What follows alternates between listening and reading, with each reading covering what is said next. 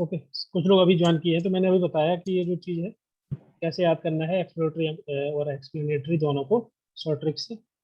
I think आपको समझ में आ गया होगा, क्लियर है सभी को है। Okay okay, combine both. Embedded का मतलब क्या होता है?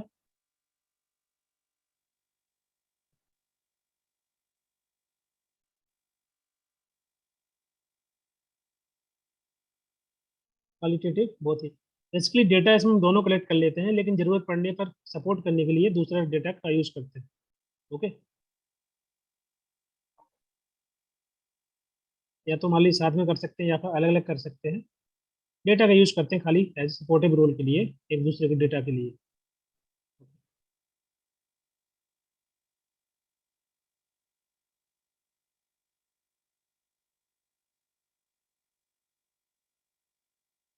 Quantitative and qualitative is equal to theory. हाँ जी, ठीक है, सही है।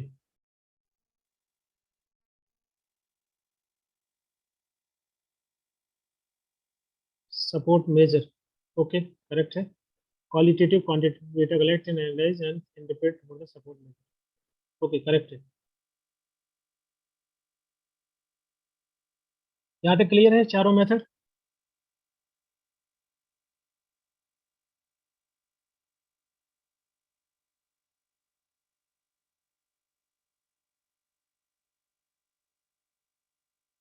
एम्बेडेड में बहुत यूज होती है। नहीं नहीं, एक साथ देखिए, डेटा कलेक्ट साथ में भी कर सकते हैं, अलग अलग कर सकते हैं, लेकिन जैसे कि मान लीजिए आप क्वालिटेटिव स्टडी कर रहे हैं, तो वहाँ पर हमको जरूरत है तो हम क्वालिटेटिव डेटा को ले सकते हैं, उसका यूज कर सकते हैं, मतलब एज ए सपोर्ट के लिए। ओके, इसलिए हम डेटा कलेक्ट कर लेते हैं दोनों, ताकि अगर हमको जरूरत पड़ जाए तो उसको भी हम यूज कर सकते हैं सपोर्ट के लिए। ओके, तो साथ में कर सकते हैं डेटा कलेक्ट, या अलग से कर सकते हैं, या पहले इसको कर लेंगे फिर दूसरे को कर लेते हैं, ऐसा हो सकता है। ओके, अनिल कुमार साहू जी, अपने जो है माइक को इसको बंद कर लीजिए। यहाँ तक क्लियर है? अभी क्वेश्चन, एक बढ़िया क्वेश्चन सा है, रिसर्च मेथड और रिसर्च मेथोलॉजी में क्या डिफरेंस है। ये क्वेश्चन आपसे पीएचडी के इंटरव्यू में भी पूछा जा सकता है। कितने लोग पीएचडी ऑलरेडी कर रहे हैं? Raise your hand.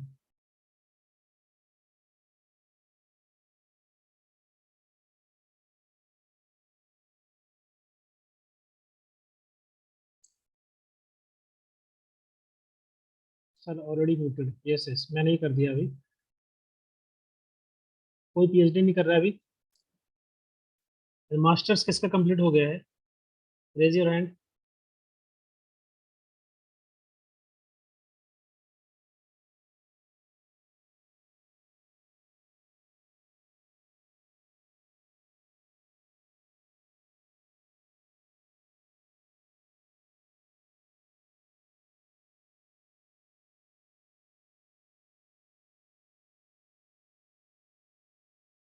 ओके, बहुत सारे स्टूडेंट का मास्टर्स कंप्लीट अभी नहीं हुआ है।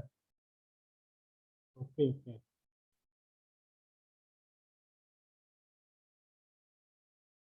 PG not completed. हाँ हाँ, वही मैं बात कर रहा हूँ। ओके,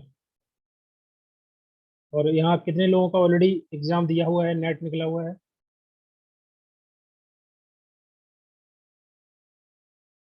अभी बहुत सारे हैंड हो गए हैं, तो आप मुझे कमेंट में करिए, इसका नेट है ना, वो नेट लिख के मैसेज करिए। और इसमें रेज ऑल ये हैंड ऑलरेडी शो हो रहे हैं, पता नहीं चल रहा है, तो टेक्स्ट करिए इसमें, जिसका नेट है वो क्या नेट लिख दीजिए बस। अनिल कुमार साहू जी, ओके। और anybody?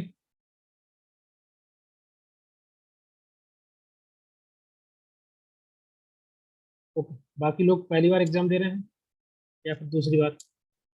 Ashutosh, okay. Yes yes, first time, first time, okay. Okay okay, सभी लोग फर्स्ट टाइम दे रहे हैं। ओके, सेकंड टाइम, ओके, या इट्स फर्स्ट टाइम। ओके, ठीक है, फर्स्ट टाइम है। इससे मुझे थोड़ा आइडिया लग जाता है कि स्टूडेंट मतलब कौन से क्या मास्टर्स कर रहे हैं या कंप्लीट हो चुका है, तो उसी के अनुसार में पढ़ाने में थोड़ा सा आसानी होता है। हाँ बताइए, रिसर्च मेथड और रिसर्च मेथोलॉजी। अब जो भी आपका फर्स्ट टाइम है, सेकंड टाइम, या फिर आप ऑलरेडी नेट दे चुके हैं, आपको मेहनत करनी है सभी को। ओके, आप लोग कंपटीशन में है तो आपके लिए जो है, चाहे आपका फर्स्ट हो, सेकंड हो या फिर ऑलरेडी नेट हो, सभी को जेआरएफ निकालना है।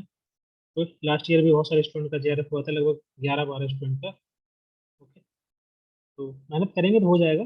पिछली बार तो एग्जाम बहुत लेट हुआ, जो मोटिवेशन था खत्म हो गया था स्टूडेंट का पढ़ने का। राइट, लेकिन मेहनत करनी पड़ती है, लगे रहना पड़ता है, रिजल्ट आ जाता है। ओके, बताइए रिसर्च मेथड और मेथोलॉजी में क्या डिफरेंस होता है?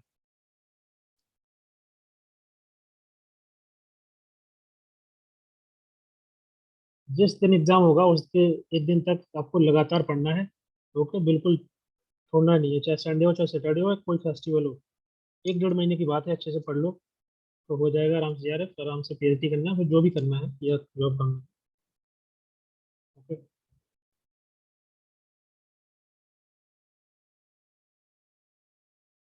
आप लोग कितना घंटे पढ़ते हैं on an average? Methodology is the part of study design. Okay, process. Paper 1 paper 2 के लिए दोनों बताइए, सब लोग कितना घंटे पढ़ते हैं? लगभग 4 से 5 घंटे। ओके, मेथड्स एंड टूल 4 घंटे। ओके, 2 घंटे। Research methods are the smart part of research methodology, Fatima correct है। 3-4 घंटे। Methods tell us what tool to use, method tell us how to use. हाँ, ये भी करेक्ट है।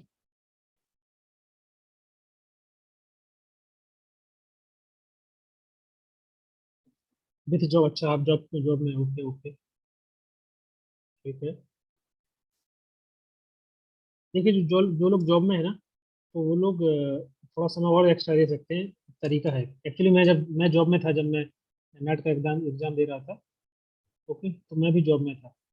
तो बेसिकली करता क्या था, मैं मुझे जॉब जाने, मतलब जहाँ पर मेरा ऑफिस था, मुझे एक 30 मिनट लगते थे लगभग। ओके, तो मैं ऑटो से जाता था, ऑटो से। तो उसमें उसी दौरान मैं जो है थ्योरी को, जैसे कि मान लीजिए मैं घर से निकलता था कि मुझे आज यूनिट 1 का थ्योरी रिवाइज करना है, तो आध घंटे में ऑटो में बैठ करके रिवाइज कर लेता हूँ। ओके, उसके बाद फिर लंच होता था, लंच में एक घंटे मिलता है, तो उस एक घंटे में मॉक टेस्ट या जो क्वेश्चन रहते थे उनको हम सॉल्व कर लेते थे। ओके, तो यहाँ पर आपका एक पेपर कंप्लीट हो गया। आप लौट के जब आएंगे तो फिर वहाँ से आप कोई यूनिट को रिवाइज कर लीजिए, घर आकर के उसको आप प्रैक्टिस कर लीजिए। ऐसे करके देखो, टाइम तो निकालना पड़ेगा। जो लोग जॉब करते हैं ना, तो आप एक्सक्यूज नहीं दे सकते, क्योंकि कंपटीशन में है, तो आप ये नहीं बोल सकते कि मुझे समय कम मिला। ओके, तरीके होते हैं समय निकालने के, आप कब निकाल सकते हैं। ओके, और चूंकि आपके पास नोट्स सब कुछ अवेलेबल है, मेरे टाइम पे मैं जब तैयारी कर रहा था तो मुझे ऐसा कोई पढ़ाता नहीं था। तो मैं क्या करता था कि जैसे कोई बुक का फोटो निकाल लेता था मैं, 7-8 पेज का एक साथ फोटो निकाल के उसको स्कैन करके उसकी रिवाइज कर लेता था, रास्ते में आते समय जाते समय। ओके, ऐसे करके। तो अभी आपके पास तो नोट्स है, एप्लीकेशन भी है, आप क्वेश्चन भी सॉल्व कर सकते हैं, रास्ते में जाते समय मॉक टेस्ट दे सकते हैं। ओके, कभी 5 घंटे हो जाती है, कभी 6 घंटे, 4 घंटे फिक्स है, scientifically representation of data. Okay, correct है। हम लोग बात कर रहे थे रिसर्च मेथड की। देखिए, मेथड जो है रिसर्च मेथोलॉजी के अंदर ही आता है। रिसर्च मेथोलॉजी का मतलब होता है कि एक सिस्टमेटिक अप्रोच जिसके माध्यम से हम कोई रिसर्च करने वाले हैं। ओके, तो रिसर्च में जो प्रॉब्लम है उसको हम सॉल्व करने वाले हैं, उसका कंक्लूजन निकालेंगे। तो कंक्लूजन निकालने के लिए हम पहले से तैयारी करते हैं, एक पूरा का पूरा काइंड ऑफ बोल सकते हैं कि शुरुआती जो स्टेज होती है कि कैसे डेटा को कलेक्ट करेंगे, कैसे स्टडी कंडक्ट होगी। बाद में जब हम डेटा कलेक्ट करते हैं तो वहाँ पर हम रिसर्च मेथड यूज करते हैं। कई प्रकार के मेथड होते हैं, बहुत सारी टेक्निक्स होती हैं जिनको हम यूज करते हैं मैथोलॉजी के अंदर। तो पहले मैथोलॉजी तैयार की जाती है। याद रखना, जब भी हम रिसर्च प्रपोजल लिखते हैं तो पहले रिसर्च मैथोलॉजी लिखते हैं। ओके, उसमें लिखा जाता है कि आप किस प्रकार से डेटा कलेक्ट करने वाले, कितने सैंपल हैं, सैंपल साइज क्या है। ओके, सैम्पलिंग कौन से यूज करेंगे, रिसर्च मेथड कौन से यूज करेंगे, इंटरव्यू के माध्यम से डेटा कलेक्ट करेंगे, सर्वे से करेंगे, क्वेश्चन यूज करेंगे, शेड्यूल यूज करेंगे। ओके, तो ये जो जितने भी टेक्निक्स हैं या टूल्स हैं, ये सभी के सभी हिस्सा होते हैं हमारे रिसर्च मेथोलॉजी के। तो रिसर्च मेथड छोटा सा पार्ट होता है रिसर्च मेथोलॉजी का। ओके, तो ये जो रिसर्च मेथोलॉजी है आपकी मल्टी डायमेंशनल कॉन्सेप्ट होता है या स्ट्रेटजी है, और रिसर्च मेथड एक छोटा सा हिस्सा होता है रिसर्च मेथोलॉजी का। क्लियर है? बहुत ही बेसिक है, इसमें ज़्यादा सोचने की जरूरत नहीं है, बहुत आसान है। पहले हम लोग जो है रिसर्च मेथोलॉजी डेवलप करते हैं, बनाते हैं कि हम समस्या को सॉल्व कैसे करेंगे। जैसे कि मान लीजिए ऐसा है कि आप कहीं कोई गेम खेल रहे हैं, तो पूरी टीम है, तो पहले हम टीम सब मिल करके जो है आपस में बात कर लेते हैं कि क्या प्लानिंग होगी। एक जो गेम चलेगा 1 घंटे या 2 1.5 घंटे, जब तक तो हम लोग क्या कैसे करेंगे, पूरा प्लानिंग करते हैं ना।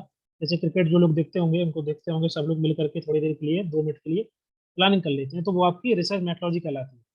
ओके, वो बस ड्यूरिंग द मैच जो हम टैक्टिक अपनाते हैं, जो मेथड अपनाते हैं विकेट लेने के लिए या रन बनाने के लिए, तो वो आप ऐसे समझ लीजिए कि वो आपका रिसर्च मेथड हो गया।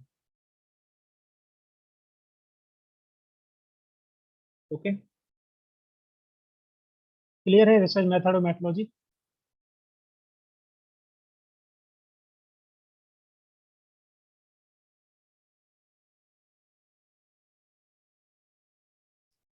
ओके, जो लोग जॉब नहीं करते वो आप पूरा समय दीजिए पढ़ाई के लिए, फिलहाल 1 1 1.5 महीने के लिए अच्छे से पढ़िए, और जो लोग जॉब कर रहे हैं तो प्लीज़ आपको थोड़ा एक्स्ट्रा टाइम देना पड़ेगा। ओके, आपके पास जो है एटलीस्ट सोर्स ऑफ इनकम है, तो आपके लिए वो मोटिवेशन है। ओके, जो लोग जॉब नहीं करते उनके लिए समय मोटिवेशन है। कुल मिला के ये है कि आपको कहीं ना कहीं खुद से मोटिवेट होना है। ओके, तो जो लोग जॉब कर रहे हैं उनको पता है कि एटलीस्ट कुछ तो पैसा आता है, थोड़ी सिक्योरिटी रहती है।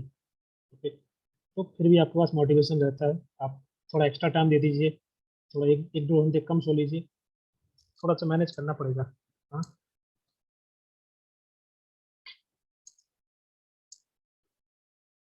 एटलीस्ट कितने नंबर आने चाहिए मॉक टेस्ट में? मॉक टेस्ट में आप 65% के अबव लाइए। देखिए, टारगेट लेके चलिए 70% का, 70 से ऊपर आ रहा है अच्छा है, बहुत सारे स्टूडेंट भी आते हैं, ऐसा नहीं।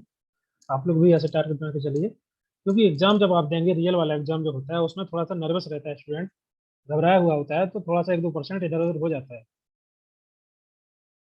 ओके, पिछले हिसाब से 2 पेपर कितने मॉक टेस्ट लाना होगा सर एग्जाम में? देखिए, पिछले वाला जो एग्जाम था उसमें आपको एग्जाम जो काफी लंबे समय बाद हो रहा था, 1 1.5 साल बाद, तो थोड़ा सा क्वेश्चन भी कुछ नए नए क्वेश्चन आ गए, डिफिकल्ट तक पेपर पैटर्न आ गया था, तो कट ऑफ बहुत कम चला गया था, 60 63 समथिंग ऐसे कुछ था। ऐसे जनरली जाता नहीं है, कट ऑफ थोड़ा हाई जाएगा, तो आप 70 का एवरेज लेके चलिए कि आपको 70 स्कोर करना है दोनों मिला करके, तो पेपर वन में आप ज़्यादा स्कोर करने की कोशिश करिए। ओके, जैसे कि 50 क्वेश्चन में से कोशिश करिए कि आपके 40 करेक्ट हो जाएं, 42, 38, 37, 36 ऐसे कुछ करके, और बाकी पेपर टू में आपको जितना हो सके 65 70 तक जितना जा सके उतना कोशिश करिए। ओके, तो ये आपकी अप्रोच होनी चाहिए, दोनों में आपको ऑन एन एवरेज 70 क्रॉस करना है।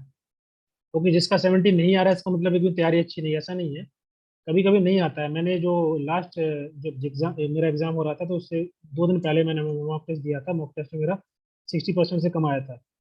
ओके, तो जरूरी नहीं कि हर एक मॉक टेस्ट में आपका 70% ही आए या ज़्यादा आए, कभी कभी कम भी आ जाता है, नहीं आते क्वेश्चन, कभी ऐसे क्वेश्चन होते हैं जो नहीं समझ में आते हैं, या उस टाइम पे समझ में नहीं आते हैं, बाद में आ जाते हैं, तो घबराने की जरूरत नहीं होती है कि कभी किसी मॉक टेस्ट में कम मार्क्स आ रहे हैं तो आप सोचें कि यार मेरी तैयारी नहीं है, मैं कैसे एग्जाम दूंगा, क्या दूंगी। तो कभी कभी हो जाता है, तो बट ऑन एन एवरेज जैसे कि आपने 10 मॉक टेस्ट दिए हैं, तो आपका एवरेज लगभग ऐसे आना चाहिए 65 70 के आसपास। ठीक है,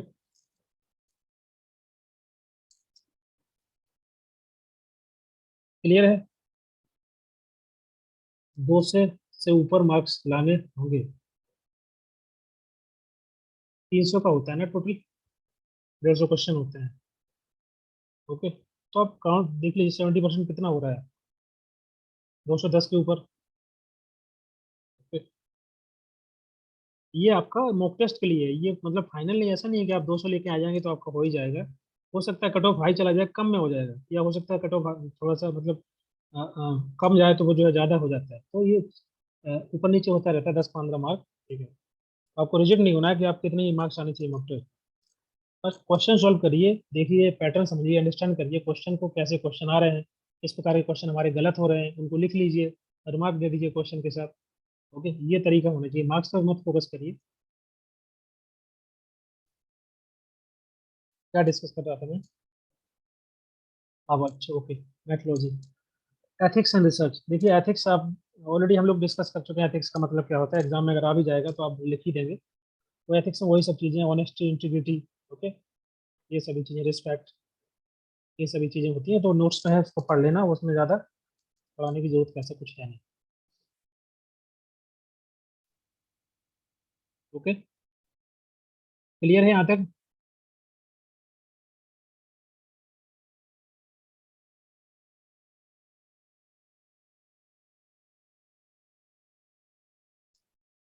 रिकॉर्डिंग हो रहा है ना ये? 1 सेकंड। हाँ ओके। आप लोग बता दीजिए, जैसे रिकॉर्ड अगर नहीं होता है तो एक बार ग्रुप में मैसेज कर दिया करिए। तो यहाँ तक आपका जो है ये पार्ट कंप्लीट होता है। अब हम लोग डिस्कस करेंगे स्टैटिकल कंसेप्ट। स्टैटिस्टिक क्या होता है? स्टैटिस्टिक बताइए क्या होता है स्टैटिस्टिक? इसको हिंदी बोलते हैं सांख्यिकी।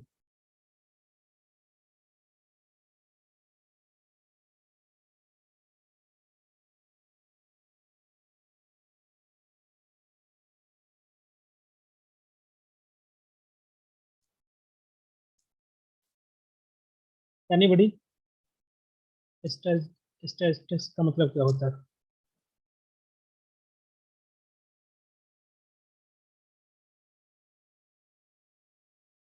परीक्षण?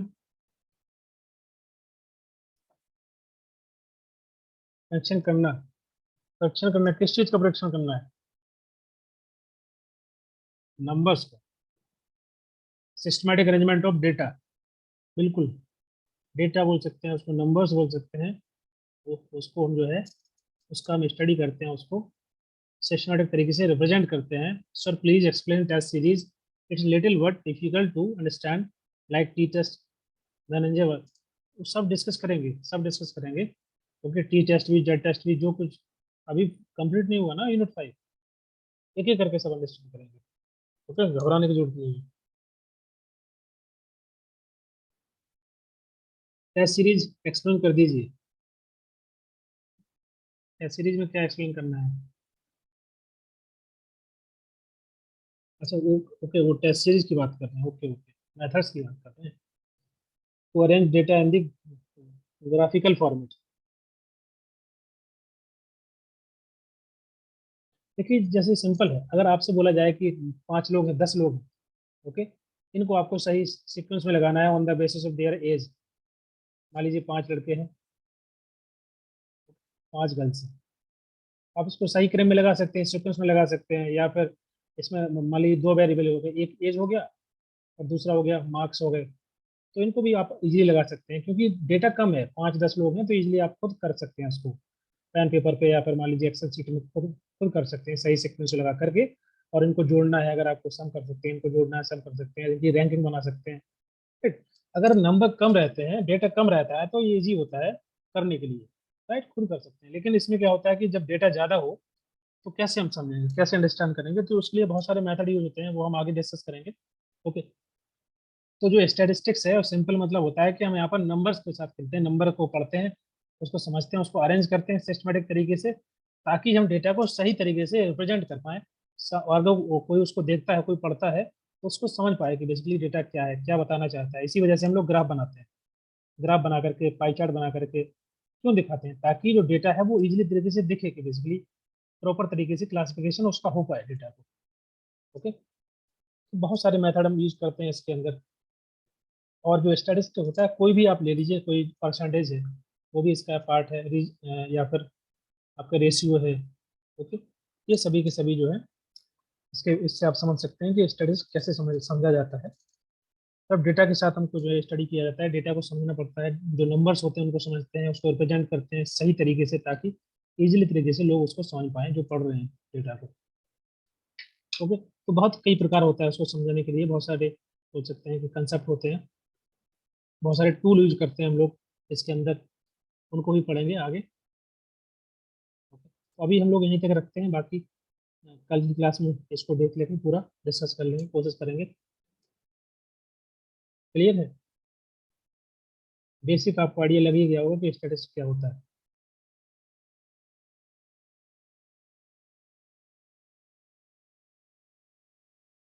डेटा को कैसे समराइज करना है, कैसे गैदर करना है, कैसे उसको एनालिसिस करना है डेटा को, ये सभी चीजें हम लोग इसके अंदर पढ़ते हैं, इसलिए हम लोग पढ़ते हैं स्टैटिस्टिक्स।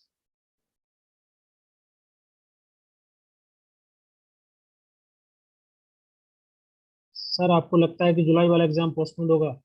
नहीं, मुझे नहीं लगता है, मुझे लगता है कि एग्जाम होगा, क्योंकि सीओसीटी का जो एग्जाम है उसी के बीच में है। मतलब एग्जाम होगा फिर उसके बाद टाइम रहेगा, तो इसी वजह से टाइमिंग इन्होंने रखी है जुलाई अगस्त की। ओके। अगर पोस्टपोन करना होता तो वो ऐसे ही कर देते डायरेक्ट जुलाई में सब, जुलाई अगस्त इसलिए किया गया है कि बाकी कुछ यहाँ पर एग्जाम कंडक्ट करा लेंगे कुछ सब्जेक्ट का, वो कुछ सब्जेक्ट यहाँ पर रहेंगे, तो स्टूडेंट को कोई प्रॉब्लम नहीं होगी किसी प्रकार का जो है। स्टूडेंट जो जल्दी से कोई ना कोई जो है आंदोलन कर देते हैं थ्रू ट्विटर वगैरह पे, तो इन्होंने सोचा कि एक काम करते हैं, कुछ स्टूडेंट का करा देते हैं जुलाई में, कुछ का अगस्त में करा देंगे, तो एग्जाम भी हो जाएगा और कोई प्रॉब्लम भी नहीं होगी। एडमिट कार्ड या नोटिफिकेशन कुछ नहीं आया। हाँ, नेट का ऐसे होता है, अगर आप पहली बार दे रहे हैं नेट का 2 दिन पहले आ जाएगा, पता चला कि 1 दिन पहले एडमिट कार्ड आ जाएगा, ऐसे होता है, सब सडन होता है यहाँ पर। ओके, जो ऑलरेडी दे चुके हैं एग्जाम उनको पता होगा कि नेट वाले क्या करते हैं।